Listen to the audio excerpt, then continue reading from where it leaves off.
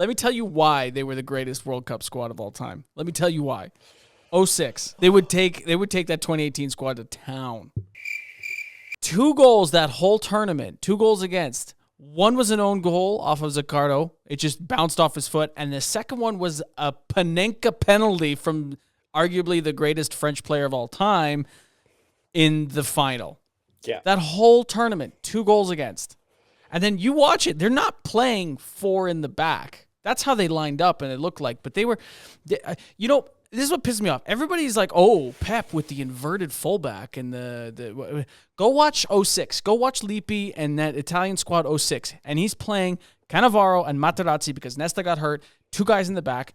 And then you had Gattuso kind of in front of them, just sort of protecting them. But Zambrotta and Grossi, the 2 fullbacks, they were up all the time. And they weren't just up on the wings. They were in as well. They played both in and inverted. So this bullshit about Pep being like this master genius, maybe just bring it up. He didn't invent it, okay? He didn't invent it. It was there before. People are making it to be like he invented it. And I just want to toss one thing in quickly. If you're saying this is the best World Cup team of all time, the honorable mention for the team has to be the fucking espresso machine that Gattuso was absolutely hammering on before every goddamn game. Gotta mention that too. I highly recommend this to everybody. Go back. It's on YouTube. Go back and watch the semifinal between Germany and Italy. And there's a point there where I think it's Michael Ballack fouls Gattuso and Gattuso foul. They just it's a 50-50 and they just go at it. And they kind of smile or whatever, and then he gives them the little, jelly face or whatever, and then all of a sudden Gattuso just switches and the commentator goes, "He really is a character out of an opera, isn't he?" I highly recommend it. But so you've got that. You watch, and then they had a different lineup for every game. It wasn't the same lineup. A different lineup for every game. Yeah, almost lose and to you Australia. Had superstar. I get it. Del Piero was on the bench. He wasn't even starting, right? Like you had mega stars on the bench that were willing to come off. Zambrotta, like we've talked about that before. He was a midfielder, and the national squad was like, "Hey, Juventus, can you put him at right back for us because we're going to need a fullback come World Cup time?" Yeah, no problem. Zambrotta will do that.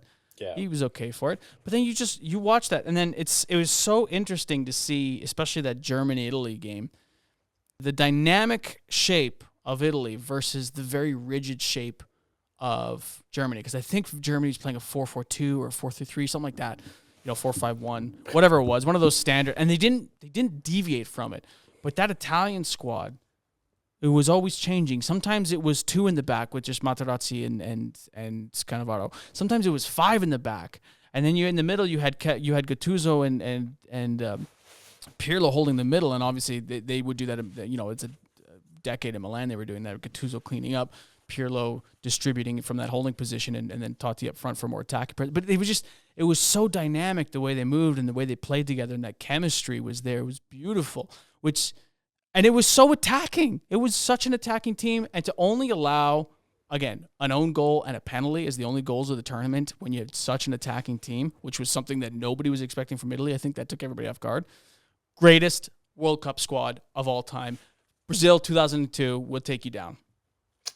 That's a bold statement. I hear what you say. I wouldn't say greatest of all time, but you think all the players you just listed off to, like Cannavaro winning a Ballon d'Or as a defender in that relative time period. Mic drop. Yep. But again, like all of those players were at that point in their careers too, just like masters of the game. And like you shared too, those teams are just chameleons. They would play against any big European side or any side in the world and be able to play within the spaces that the other team allowed. It was a hell of a team. And and at the same time, the Calciopoli scandal was going on. Yeah. So half that squad was, well, not half, but like a good portion of them were Juventus players, and they were like, "We're going to be playing in the second division, but hey, let's go win the World Cup. Let's go win the World Cup." And you got Gigi in that, and that always helps too.